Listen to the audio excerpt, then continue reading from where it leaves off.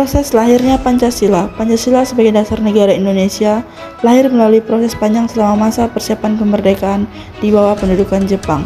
Proses ini melibatkan beberapa lembaga dan dokumen penting secara kronologis, mulai dari pembahasan awal hingga pengesahan resmi. Berikut penjelasan runtutnya berdasarkan fakta sejarah yang terdokumentasi.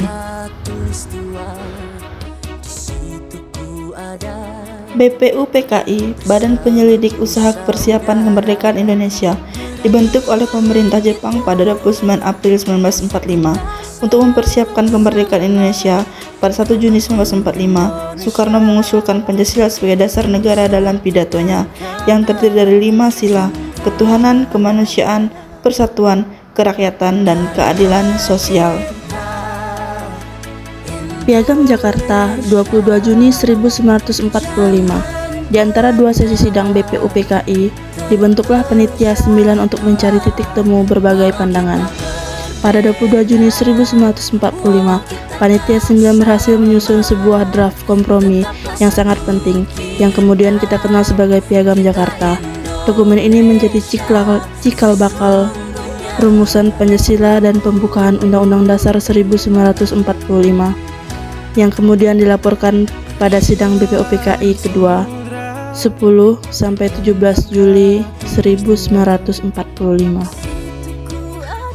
PPKI, Panitia Persiapan Kemerdekaan Indonesia, dibentuk pada 7 Agustus 1945 untuk menggantikan BPUPKI.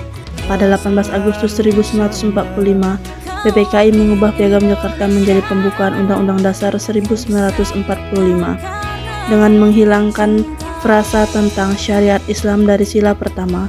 Demi mencapai konsensus nasional, Pancasila akhirnya ditetapkan sebagai dasar negara Indonesia. Kesimpulan, Pancasila lahir melalui evolusi dari usulan awal di BPUPKI, rumusan formal di Piagam Jakarta, hingga pengesahan final di pembukaan Undang-Undang Dasar 1945 oleh PPKI. Proses ini mencerminkan dialog intensif antar kelompok untuk mencapai konsensus dalam keberagaman Indonesia. Pancasila kemudian menjadi ideologi negara yang tercantum dalam pembukaan Undang-Undang Dasar 1945 yang tidak dapat diubah. Fakta ini didasarkan pada catatan sejarah resmi seperti pidato Soekarno dan dokumen penting. Refleksi pribadi, pelajaran penting. Bagi saya, pelajaran terbesarnya adalah bahwa persatuan itu diupayakan, bukan sesuatu yang datang dengan sendirinya. Para pahlawan kita rela mengesampingkan perbedaan dan berjuang besar demi cita-cita bersama, hanya dalam hitungan hari bahkan jam. Ini adalah bukti kedewasaan berbangsa yang luar biasa, di mana kepentingan kolektif jauh lebih utama daripada kepentingan kelompok. Relevansi bagi generasi muda di zaman sekarang, di mana perbedaan pandangan sangat mudah memicu konflik. Semangat PPKI itu sangat kita butuhkan. Sebagai anak muda, kita bisa meneladaninya dengan cara sederhana, mau mendengarkan orang yang berbeda pandangan, tidak menyebar hoaks yang memecah belah, dan aktif berkolaborasi dalam kegiatan positif di lingkungan kita. Demikian presentasi saya dari sejarah proses lahirnya Pancasila.